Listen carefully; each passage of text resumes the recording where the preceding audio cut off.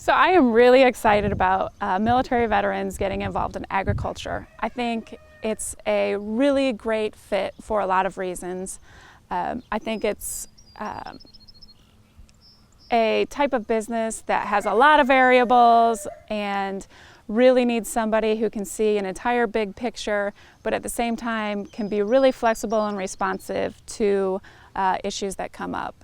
The days are hot, they're long, you're not exactly sure, totally what the end is gonna look like, but you keep plugging forward. And a lot of that is what we dealt with in the military. You have your broad objectives, and how you get there changes a lot. I think, again, it takes a lot of hard work and dedication. I think military veterans especially have this need and this desire to put some type of positive healing back into the land and back into the community. I think most people that go into the military do that out of a desire for service, a desire to help out their community and their country. And I think, as military veterans, we're always looking for that next mission. And with farming, I think that mission is to provide healthy food to our communities. But on the flip side, I think farming does a lot for military veterans. I know from my personal experience, coming home was just really difficult, feeling so disconnected from the community because they don't really understand what you've been through in the last few years, what you've seen, what you've experienced. And I think there's a disconnect from yourself.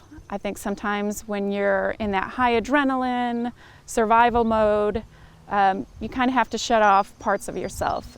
So I think farming is a way to reconnect with something positive in yourself. It's a chance to plant that seed, hatch that egg and see something, new life come out of that. And it provides healing and also an opportunity to really kind of push outside yourself.